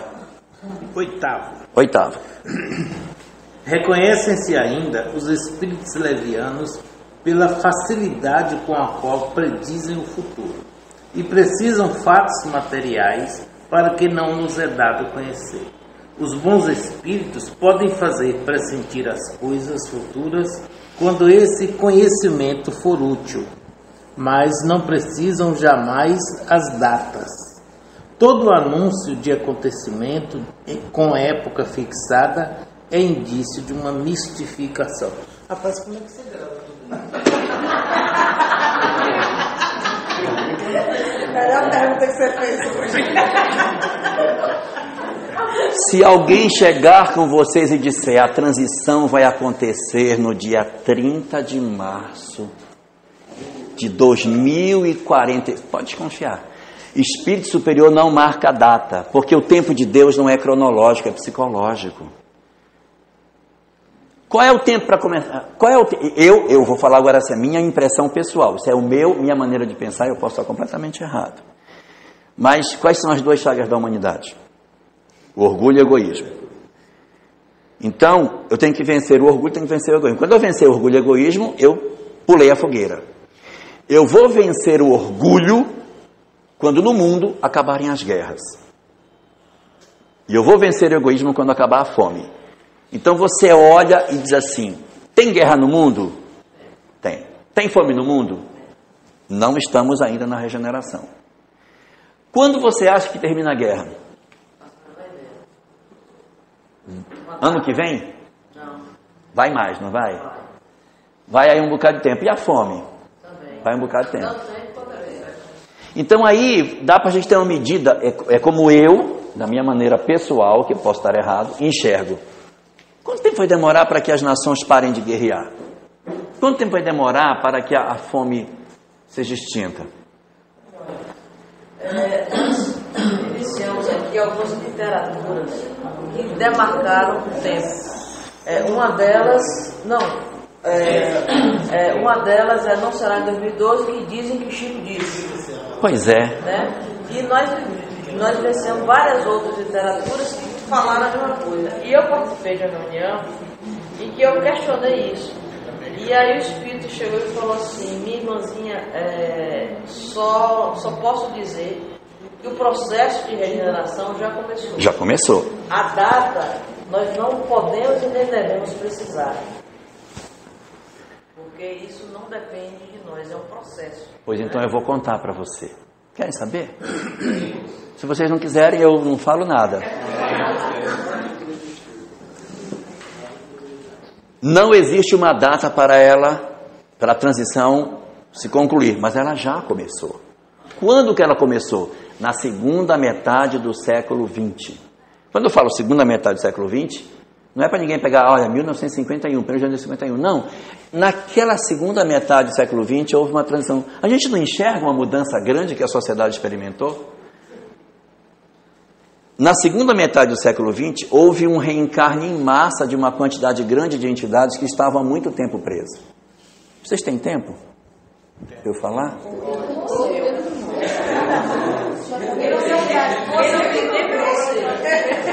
Não, mas eu vou falar. Eu vou falar que eu sou cardíaco, pode ser que eu não tenha chance de dizer assim. Reparem só. Na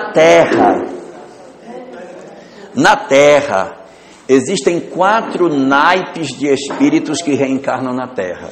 4 naipes.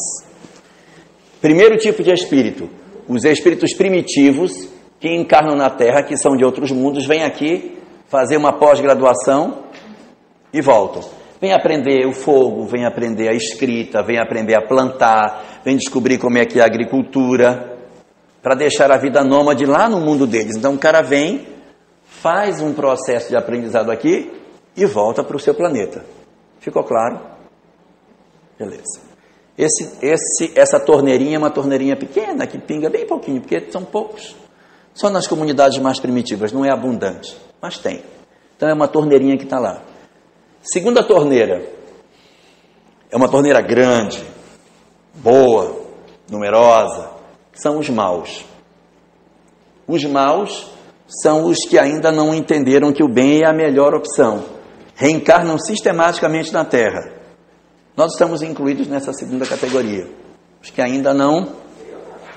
São os que pertencem à Terra. Pertencem à Terra, estão na Terra, pertencem à Terra. Então está no ir e vir da Terra. Desencarna, reencarna, desencarna, reencarna. Está nesse processo aqui.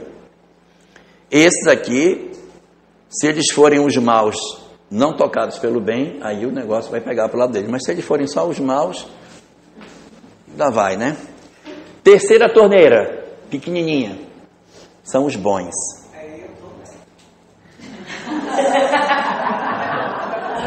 Só em se excluir já se excluiu. Só de se incluiu, se excluiu.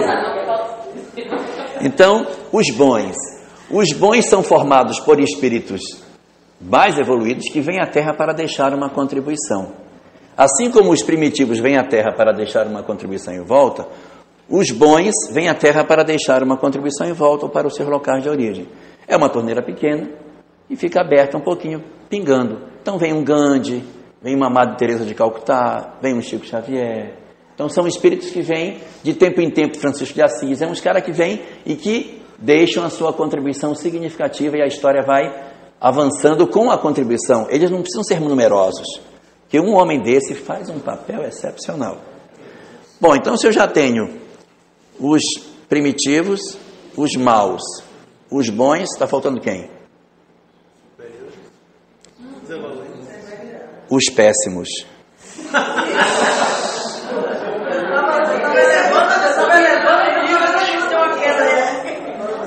Os péssimos. Quem são os péssimos? Os péssimos são aqueles que não podem reencarnar na Terra com frequência, senão eles desequilibram o planeta. Gengis Khan, esses personagens que a gente conhece da história que são extremamente nocivos. Essas entidades, elas não vêm com frequência. A torneira deles é bem pequenininha, porque se eles vierem de monte, eles desagregam a nossa civilização. Mas eles precisam vir, porque eles têm que ter chance de progresso. De tempos em tempos você vai buscar um cara desse lá na furna e traz. O mal, quando desencarna, tem uma tendência de ir para o umbral, que é local de pranto e ranger de dente. E o péssimo, quando desencarna, não vai para o umbral, vai para as trevas, que é um local que não tem pranto nem ranger de dente, porque lá a lágrima é seca e o riso é da gargalhada do mal. Diferente. Nas trevas se planeja o mal, se odeia. No umbral ninguém consegue nem planejar nada, que está todo mundo chorando, gemendo, não tem nem como se articular. Não existe poder constituído no umbral, não existe uma hierarquia de poder, porque está todo mundo tão perturbado que ninguém consegue tomar conta de nada. Nas trevas, meu coração duro de pedra ainda, permite com que eu tenha poder, autoridade, aí eu que tenho aquelas estruturas de mando. Lá nas trevas tem, porque os espíritos estão cauterizados na dor, não tem acesso. A hora que ele cai em crise, aí ele não consegue mais manter, ele é recolhido, outro assume e eles vão para outros locais para serem atendidos. Mas na treva, a lágrima é seca. É ódio, não é remorso. Remorso é no umbral. Nas trevas é o ódio. Então essas entidades, elas não estão no umbral, estão nas trevas. E muito raramente você pega um ou outro desse para trazer, para ver se você consegue consertar. Que eles reencarnando, eles têm a chance de mudar o psiquismo deles. Às vezes muda, às vezes o cara vem e faz mais besteira ainda, mas você tem que apostar, porque o cara precisa fazer. Um alarico é um desse. Que conseguiu se reformar. Alarico, mas não da primeira, né? Teve, tropeça, cai, até que me coloquei de pé. Então vai devagar para poder se colocar de pé. Mas esse é o exercício que a gente tem. Quando chega numa hora de transição, como a gente está passando, o que vocês fariam com a torneira dos primitivos? Abre, fecha, deixa do mesmo jeito? O que vocês fazem com ela? Primitivo? Eu deixava do mesmo jeito. Deixa do mesmo jeito. Deixa do mesmo jeito. Não estou interferindo em nada. Se eles vêm aqui para poder ajudar outros eles estão indo para aprender. Eles também precisam crescer, né? Deixa eles não estão interferindo em nada. Não interfere. Deixa eles aprenderem. Então ninguém mexe nesse. O dos maus, o que você faria? Regula. Vamos olhar, vamos gerenciar essa para ver. Se cair desse mal, o mal não tocado pelo bem, separa. Olha, esse aqui já vai guardando aí, porque nós estamos em transição. Quem é o mal não tocado pelo bem, vamos olhar com carinho esse caso. O outro continua na roda. Os bons, o que você faria?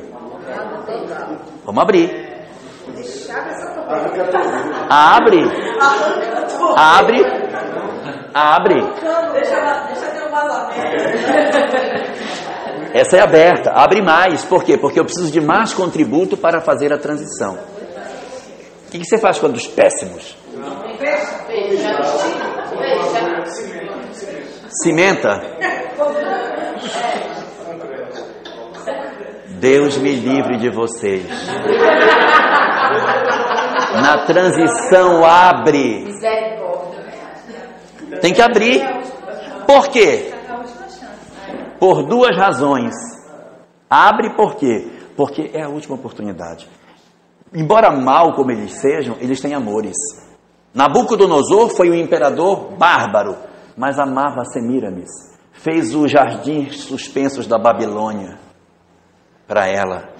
Encheu de flores. De cada país que ele conquistava, matava gente, tocava fogo nas coisas. Ele trazia flores. Ele trazia flores. Trazia flores para ela. Os jardins dela tinham flores de todos os lugares. Não, uma coisa linda. Esse é um espírito muito importante para o resgate espiritual, o espírito desse tipo. Se você fechar Nabucodonosor, ele não vem mais. Ele vai perder Semíramis.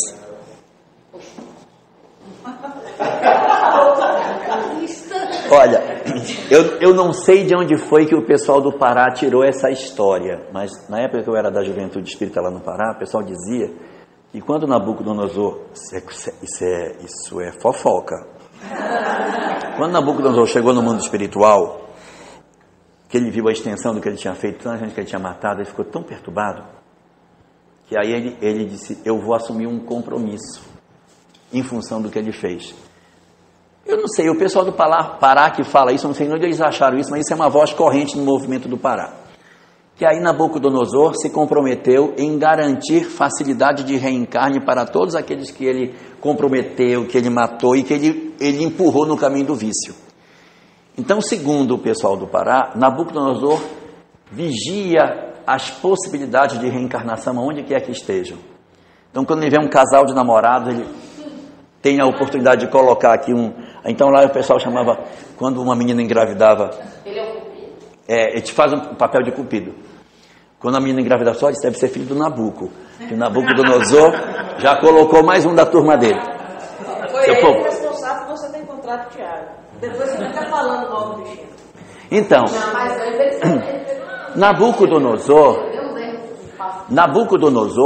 foi assim uma entidade que teve um papel muito importante na história negativamente, mas a gente não pode fechar para ele a chance dele se desenvolver. Não é correto da nossa parte você... Então ele tem que vir. Só que é o seguinte, quando ele vem, você se prepara, que quando ele vem com toda a energia dele. Então o que falam os espíritos? Que no final do século XX, uma leva enorme de espíritos dessa condição passaram a reencarnar na Terra com duplo objetivo. Era a última chance para eles e para nós a oportunidade de saber se somos bons ou não. Quando esses elementos caem na Terra, eles têm a chance de se recuperar. Porque quando eles renascem, os seus amores reencarnam junto para tentar retirá-lo das condições. Às vezes eles erram, se transformam em donos do tráfico, pessoas violentas, etc., ditadores. Às vezes eles acertam, às vezes eles erram, mas tem que dar uma oportunidade para eles. E nessas questões dessas oportunidades, que são dadas para essas entidades, esses espíritos, quando eles chegam na Terra, eles podem também produzir uma ideologia que atrai as pessoas e você descobre se você era realmente bom ou não. São os chamados movimentos catalisadores. Eu crio uma ideologia e automaticamente pessoas que eu achei que eram boas se sentem imantadas por ela e se agregam. Vocês não percebem algumas ideologias hoje no planeta que você diz, gente, como é que esse pessoal consegue se agregar a isso? É porque não era completamente bom. Então, quando esse movimento apareceu, eu me senti atraído por ele. Então, eu tiro da indiferença. Está no Apocalipse. Eu vou ficar com os que forem quentes, os que forem frios. Aquele que for morno, eu vou vomitar na minha boca. Então, diz assim também, e por se multiplicar a maldade, o amor de muitos se esfriará. Daí, nos tempos de transição, a população ela se polariza entre bons e maus. Você pode ver que começa a haver um distanciamento, assim, os que estão de um lado e os que estão do outro. Porque esses movimentos catalisadores, eles vão despertar os sentimentos que nós temos negativos e que estão adormecidos. Se você for realmente bom, esses movimentos não fazem eco em você. Se tiver resíduo, você vai junto. Então é a oportunidade de eu acordar determinados valores que estão adormecidos, mas que são verdadeiros dentro de mim. Então, na segunda metade do século XX, iniciou-se um processo de transformação na nossa sociedade. O que aconteceu na segunda metade do século XX? O movimento hippie, que fez uma mudança significativa na estrutura da escola, da família, de um monte de coisa. E de lá para cá, várias transformações vêm acontecendo. Eles são espíritos superiores? Não, muito pelo contrário. Só que, na loucura que eles têm, eles vão mudando as estruturas arcaicas da sociedade e criando novos valores. Que conversa é essa? Que pai não abraça filho? De onde você tirou essa conversa? E tal. E aí, vai questionando valores e vai surgindo uma nova proposta de escola, uma nova proposta. Lembra da escola antiga que o professor batia no aluno? Ela foi mudada na segunda metade do século XX. São esses questionamentos que eles fazem, que essa leva de espíritos faz, que deixam um contributo positivo quando a gente sabe aproveitar o questionamento dele. Mas deixa um rastro de destruição, a droga, o sexo desregrado, tudo isso surgiu a partir da presença dessas entidades. E hoje a gente vê muito mais loucura do que via no passado, cada vez mais pela presença significativa dessas entidades. Elas estão aqui para fazer um processo de asepsia, como se fosse um ímã. Você tem um local misturado terra com ferro, aí você joga o ímã no meio, sacode e depois você tira o ímã. Tudo que tinha de ferro, ele atraiu. Isso aqui pode separar disso aqui. Esses são os que são atraídos por esses movimentos. E aí você tem a condição de separar. Nós estamos no processo da ebulição. Já está acontecendo a transição. Mas ela não é uma coisa abrupta. É como o amanhecer. Ela vai devagarinho acontecendo, as transformações vão se dando. Quanto mais preocupação com o meio ambiente, mais sinalização de que a renovação está chegando. Quanto mais a gente se preocupa com o próximo, quanto mais isso vai acontecendo. E do outro lado, o movimento que não quer a mudança, puxando para trás para não deixar seguir. Então eu tenho um exército que puxa para frente, que é o com os homens, e o outro que é apesar dos homens puxando para trás. E nós vamos ter que nos decidir nessa amálgama, trabalhando na construção desse novo mundo. É aí que a mensagem espírita se insere como uma peça fundamental, porque, sinceramente, estou falando para vocês do fundo do meu coração, eu não conheço nenhuma mensagem que possa ser mais consoladora, mais esclarecedora e mais capaz de nos ensinar a amar do que a doutrina espírita. Não conheço. Que seja tão liberta, tão desapaixonada, que não seja tão exclusivista, que não diga assim, não, você é budista, você está frito, meu amigo. Não, então, assim, essa visão, gente, é o amor que é a chave, é isso que tem que ser buscado. E essa percepção, independente de espiritismo, o Brasil tem. O Brasil tem. A mentalidade do Brasil é que a gente tenha que viver em paz, em harmonia. Isso está entranhado no nosso ideário. Quando alguém propõe algo de violência, que isso, gente? Não pode ser. Nós não somos uma população bélica. Nós não temos instintos de violência. Nós não temos instinto de guerra. Nós não somos assim. Mas como foi que foi feito isso? São 500 anos de investimento. Apesar de tudo aquilo que a gente diz, nossa, mas tem isso, tem aquilo, tem corrupção. Tá, mas o que eu estou interessado é em construir uma consciência coletiva focada na misericórdia. E isso nós temos. Se uma pessoa fica doente, as outras, naturalmente no Brasil, nós somos muito solidários, somos reconhecidos pela nossa solidariedade.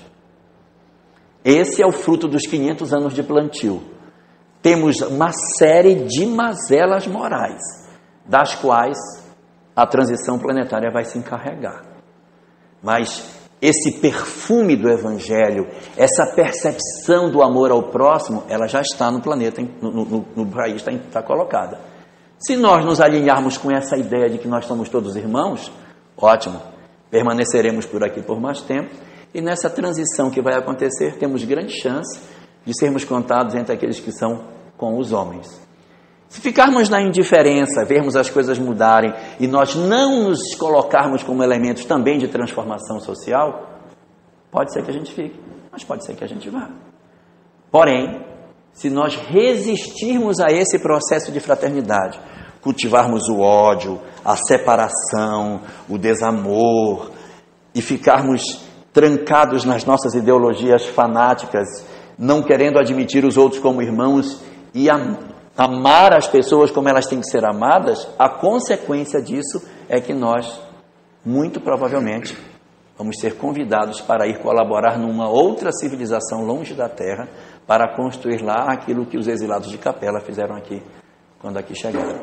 Então, essa é a dinâmica da formação do nosso povo e a amálgama que Jesus vem trabalhando conosco. Nós não somos ainda uma obra acabada, nós somos mais um momento histórico, nós estamos ainda preparando uma comida, nós estamos no meio dela, nós não somos ainda o resultado final, nós somos ainda mais uma fase, e a fase é essa.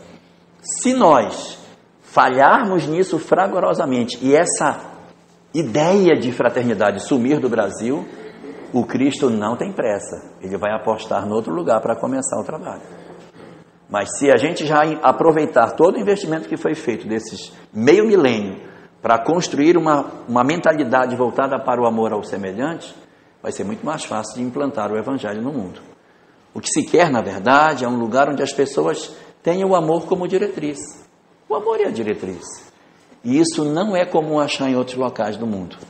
Não é fácil achar um local no mundo onde existe um país onde exista tanta liberdade. Você lê o que você quer, você frequenta o local que você quer, você vai aonde você quer. E todas as ideias são bem aceitas. Você vai dizer, mas na França é tudo muito assim. Mas as ideias não permeiam, o Evangelho não permeia com facilidade. A Europa, o Evangelho não permeia com facilidade. Ali não dá para trabalhar, vai ter muita resistência ao Evangelho. Então vamos para a América do Sul. Vamos para a América do Sul. Na América do Sul, nós temos uma resistência muito grande, porque a colonização que foi feita na América não deixou espaço para o pluralismo ideológico. A ideologia predominante é a católica. Então você trazer uma outra proposta ideológica mais libertária, vai ter muita dificuldade de implantar. Então vamos para a América do Norte. Nos Estados Unidos, o utilitarismo vence qualquer coisa. O individualismo está acima dos interesses. Então vamos para a Ásia, vamos procurar entre as nações da Ásia. Lá na Ásia, as visões são diferentes. Os valores de igualdade do homem e da mulher não são como os nossos. As pessoas são vistas como diferentes. O homem é uma coisa e a mulher é outra. No Ocidente é que a gente tem essa condição de igualdade, homem e mulher, de liberdade das pessoas. Não é assim.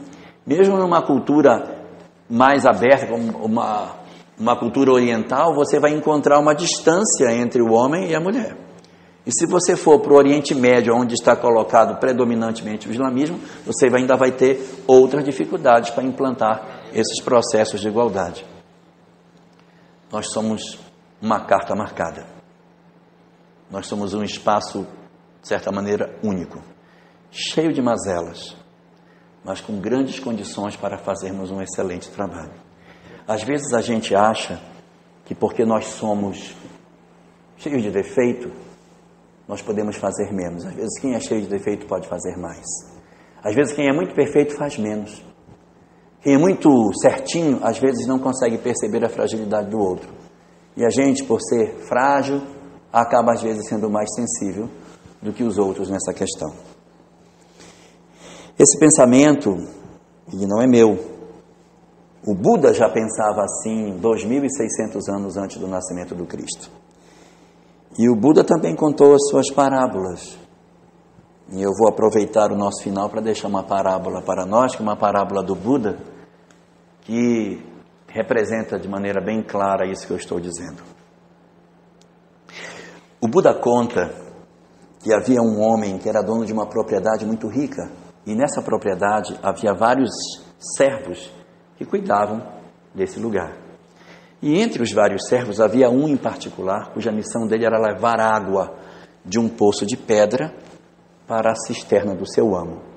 Todos os dias de manhã, ele colocava uma vara sobre os ombros com um balde de cada lado, caminhava da casa até o poço, deixava os baldes ao lado do poço de pedra, enchia os baldes e levava de volta os baldes para encher a cisterna do seu senhor. E numa das vezes que ele estava transportando essa água, sem perceber, ele bateu com um dos poços na lateral, um dos baldes na lateral do poço, e o balde então rachou.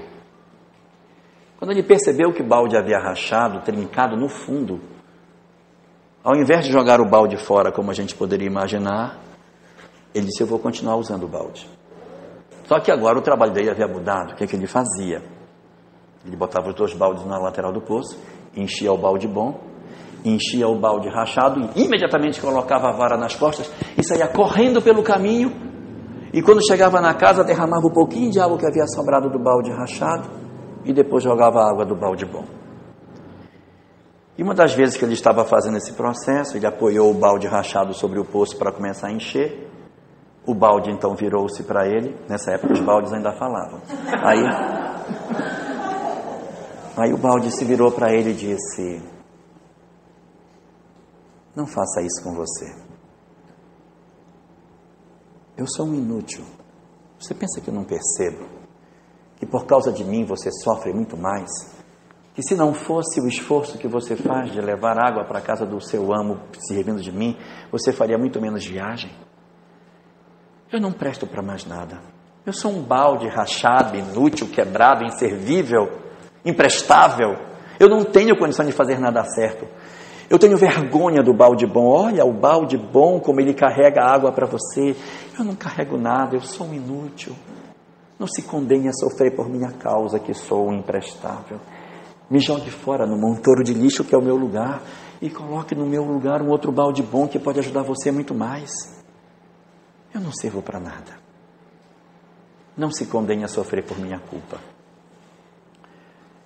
E o rapaz então, virando-se para o balde, disse, meu querido balde rachado, se tu soubesses o quanto meu amo se agrada do meu trabalho, exatamente porque eu me sirvo de ti, tu não dirias essas coisas. Porque exatamente no dia seguinte ao que tu rachaste, eu plantei sementes de rosa que vão desde o poço até a casa do meu amo. E quando tu vais nas minhas costas, chorando pelas tuas rachaduras, a tua pequenez, a tua incapacidade, as tuas feridas, os teus dramas, tu vais semeando vida e as tuas lágrimas vão fazendo nascer as rosas que eu colho toda manhã para enfeitar a casa do meu amo, que é muito feliz com o trabalho que faço porque me sirvo de ti. Olha o lado do balde bom. Do lado do balde bom não tem nenhuma flor, porque ele é tão completo em si mesmo, ele é tão perfeito, que ele não divide o que tem com ninguém.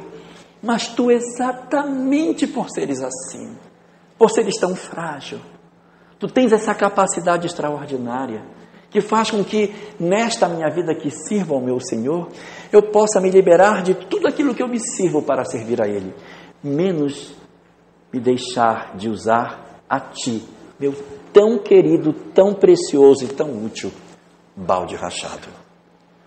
O nosso Brasil pode ser o nosso balde rachado, que com as suas dificuldades aprendeu a amar ao próximo e a dividir o que tem, enquanto as nações outras, tão perfeitas, podem não ter aprendido a servir ao semelhante. Você acompanhou o seminário O Brasil e os Brasileiros, com o expositor Jorge Elahá, conferência ocorrida no dia 22 de maio de 2016 em Jequié, Bahia, durante a 10ª Jornada Espírita de Jequié.